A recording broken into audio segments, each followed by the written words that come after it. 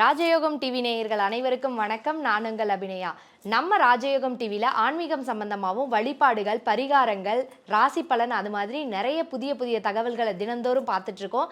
அந்த வகையில் இன்னைக்கும் ஒரு புதிய தகவலை தான் பார்க்க போகிறோம். அதுக்காக வழக்கம் போல் நம்ம நிகழ்ச்சியில் யார் இணைந்திருக்கா அப்படின்னு பார்த்தீங்கன்னா, ராஜயோகம் புகழ் ராஜயோகம் டாக்டர் கே ராம் சார் அவர்கள் தான். சார், இந்த கேள்வி பர்சனலாக எங்கள் வீட்டிலேருந்து வந்த கேள்வி. இதை நீ சார்கிட்ட கேட்டு வா, சார் தான் தெளிவாக ஒரு பதில் சொல்லுவார் அப்படின்னு சொல்லி தான் அனுப்பிச்சி விட்டாங்க.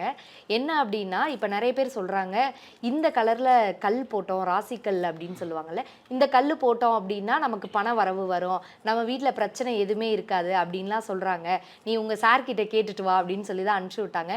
இது எல்லாமே உண்மையா சார்? பொதுவாகவே ரத்தன சாஸ்திரம் அப்படிங்கிறதுக்கு மேலே ஆயகலை 64 சாஸ்திரங்களும் உண்மையானது தான், மனித குலத்திற்கு நன்மையானது தான். அதில் எந்த விதமான மாற்று கருத்தும் இல்லை. இந்த ராசிக்கு இந்த கல் யோகம் அப்படிங்கிறது பொதுவான பலனாக ரத்தன சாஸ்திரத்தில் சொல்லப்பட்டிருக்குது.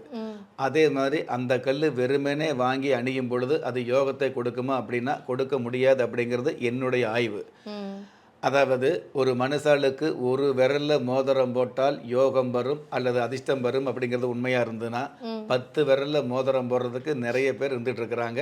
அவங்களுக்கு அதிர்ஷ்டமெல்லாம் வேண்டியதில்லை, கடன் இல்லாத நிம்மதியான வாழ்க்கை இருந்தாலே போதும்.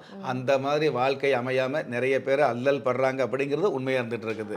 அதனால் நடுநிலைமையோடு ஆராய்ச்சி பண்ணி பார்க்கும் பொழுது ஒருவருடைய ஜாதகத்தில் என்ன யோகம் வந்துட்டு இருக்குதோ அந்த யோகத்தை, பிரபஞ்சத்தில் இருக்கக்கூடிய நமக்கான யோகத்தை நம்மளிடம் கொண்டு வந்து சேர்க்கக்கூடிய, ஈர்த்து வார்த்து கொடுக்கக்கூடிய அமைப்பு இந்த அதிர்ஷ்ட ரத்தினத்துக்கு உண்டான சிறப்பாக இருந்துகிட்டு இருக்குது அப்படிங்கிறது தான் உண்மை.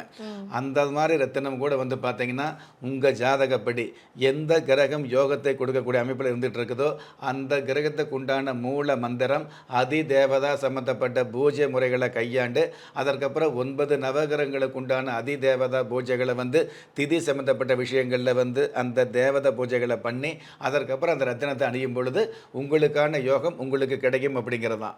நல்லா கவனிச்சுங்க. என்ன பூஜை பண்ணி என்ன மந்திரம் பண்ணினாலும் உங்களுக்கான யோகத்தை மட்டும்தான் அந்த ரத்தினம் ஈர்த்து கொடுக்க முடியும். அதுதான் அதிர்ஷ்ட ரத்தினம் அப்படிங்கிற விஷயத்தை நம்ம சொல்ல முடியும். தனிப்பட்ட முறையில் உங்கள் ஜாதகத்தில் யோகம் இல்லாமல் தனிப்பட்ட முறையில் எந்த ஒரு ரத்தினமும் அதிர்ஷ்ட ரத்தினமாக பிரதிபலிக்க முடியாது அப்படிங்கிறது உண்மையான விஷயம்.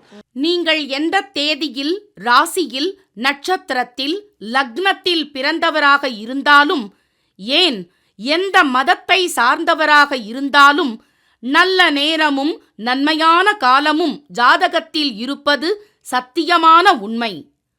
ஆம், உங்கள் கருவிலேயே நிர்ணயிக்கப்பட்ட யோக பலன்களை வாரி வழங்கும் வம்சாவழி தெய்வமாகிய குலதெய்வ அருளையும் கஷ்டகாலங்களை போக்கும் இஷ்ட தெய்வ அனுக்கிரகத்தையும் நாளும் பொழுதும் நன்மையோடு வழங்கும் குலதெய்வ விருட்சம், வளர்பிறை தேய்பிறை விதிகளுக்கு அப்பாற்பட்டு தெய்வ பிரசன்ன சாஸ்திரப்படி உருவாக்கப்பட்ட குலதெய்வ விருட்சம், வீண் கவலைகள் ஒழிந்து வெற்றிகள் குவிந்து விடியல் ஏற்பட விருட்ச பரிகாரம் செய்யப்பட்ட குலதெய்வ விருட்சம், வரக்கூடிய கஷ்டங்களை வாசலிலேயே நிறுத்தக்கூடிய அற்புதம் நிறைந்த குலதெய்வ விருட்சம், கிள்ளி கிடைக்கக்கூடிய யோகங்களை அள்ளி கொடுக்கக்கூடிய ஆன்மீக அற்புதம் குலதெய்வ விருட்சம், திக்கற்ற யாவரும் ஒப்பற்ற பயன்பெற வாங்கி பயனடைவீர் குலதெய்வ விருட்சம். குலதெய்வ விருட்சம், குடும்பமே சுபிட்சம். அந்த வகையில் இதே ரத்தின சாஸ்திரப்படி பார்த்தீங்கன்னா இந்தந்த ராசிக்கு இந்தந்த ரத்தினம் நல்லது அல்லது உகந்தது அப்படிங்கிற விஷயத்த சொல்லி வச்சிருக்குது. எந்த மாதிரி மேஷ ராசியை சேர்ந்தவங்க பவளம் போடலாம், அதே மாதிரி ரிஷப ராசியை சேர்ந்தவங்க சுக்கிர பவனுடைய ஆதிக்கம் இருக்கிறதுனால வைரம் போடலாம் அல்லது ஜிர்கான் போடலாம். வசதி உள்ளவங்க வைரம் போட்டுக்கலாம், அல்லது வைரத்துக்கு இணையான ஒரு சில விஷயங்களை செஞ்சு கொடுக்கக்கூடிய, வைரத்துக்கு இணையாக ஒரு சில விஷயங்களை வார்த்து கொடுக்கக்கூடிய ஜிர்கான் அப்படிங்கிற ரத்தினத்தை அணிஞ்சிக்கலாம். அதே மாதிரி புதன் பகவானுடைய ஆதிக்கம் நிறைந்த சேர்ந்த மிதுன ராசியை சேர்ந்தவங்க வந்து மரகத பச்சை எமரால்டு கிரீன் அணியலாம்.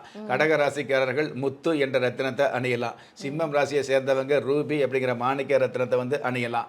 அதே மாதிரி கன்னி ராசிக்கும் புதன் ஆதிக்கம் இருக்கிறதுனால மரகத பச்சை, துலா ராசிக்கு சுக்கரன் ஆதிக்கம் இருக்கிறதுனால அதாவது வைரம்.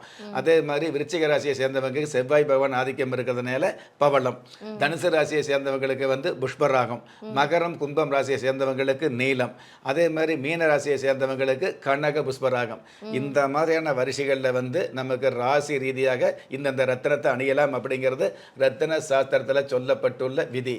ஆனால் என்னுடைய ஆய்வில் வந்து பார்த்தீங்கன்னா இந்த 12 ராசி சொன்னோம் இல்லையா, இந்த ஒரே ராசியில் வந்து லட்சக்கணக்கான கோடிக்கணக்கான பேர் இருந்துகிட்டு இருப்பாங்க. அந்த லட்சக்கணக்கான அத்தனை பேர்களுக்குமே ஒரே மாதிரியான வாழ்க்கை அல்லது ஒரே மாதிரியான ஜனனம் அல்லது ஒரே மாதிரியான மரணம் அப்படிங்கிறத சொல்ல முடியாது. ஆக ஒரே ராசியில் பல பேர் இருந்தால் கூட, அதாவது ஒரே ஜாதகம் ஒரே ஒருவருக்கு கூட இருக்காது. அதனால் ராசிக்கு வந்து மேச ராசிக்கு பவளம் அப்படிங்கிறது சாஸ்திரத்தை சொல்லப்பட்டிருந்தாலும் உங்கள் ராசிக்கு உண்டான ஜாதக கட்டத்தை கணிக்கும் பொழுது அந்த ஜாதகத்தில் ராசியில் செவ்வாய் பகவான் எங்கே இருக்கார், அம்சத்தில் செவ்வாய் பகவான் எங்கே இருக்கார், நவாம்சத்தில் செவ்வாய் பகவான் எங்கே இருக்கார், அதே மாதிரி ராசி அம்சம் நவாம்சம் திரிகேணம் பாவகம் சஷ்டியாம்சம் திரிசாசம் இந்தந்த கட்டங்களில் இந்த செவ்வாய் பகவான் எங்கே இருக்காருங்கிறத பார்த்து கணிச்சு அதுக்கு தகுந்த இந்த புஷ்ப அதாவது பவள ரத்தினத்தை அதற்கு தகுந்த பவளம் அணியும் பொழுது அந்த பவளத்துக்கு கூட இந்தந்த கட்டத்துக்கு தகுந்த ஒரு சில மூல மந்திரங்களை உபயோகித்து பிரயோகித்து அதுக்கப்புறம் ரத்தினத்தை அணியும் பொழுது கண்டிப்பாக அந்த ரத்தினத்தில் ஓரளவு நன்மை. இத்தனை மந்திரங்களையும் பூஜை முறைகளையும் சரியாக பண்ணும் பொழுது தான் முறையான அதிர்ஷ்டம் கிடைக்குது அப்படிங்கிறது தான் சரியான விஷயம். சரி, இப்போ பார்த்தோம் அப்படின்னா உங்ககிட்ட கேட்ட தகவலை விட நீங்கள் அதிகமாக தான் தரீங்க. ஏன் அப்படின்னா இப்போ ஒரு மனுஷன் எப்படி யோசிக்கணுன்றதை முதற்கொண்டுமே சொல்லிடுறீங்க. ஜாதக கட்டத்தில் வந்து அந்த யோகம் இருந்தால் தான் நம்ம கையில் போடுற அந்த ரத்தினக்கல்லே பழிக்கும் அப்படின்றதையுமே ரொம்ப தெளிவாகவே சொன்னீங்க. இந்த சந்தேகத்தோடு இருக்கிற நிறைய பேருக்கு உபயோகமாக இருக்கும். நன்றி சார். நன்றி. நம்ம ராஜயோகம் டிவியில் ஆன்மீக தகவல், மாதப்பலன், தினப்பலன் இந்த மாதிரி நிறைய புது புது நிகழ்ச்சிகள் வந்துக்கிட்டே இருக்கும்.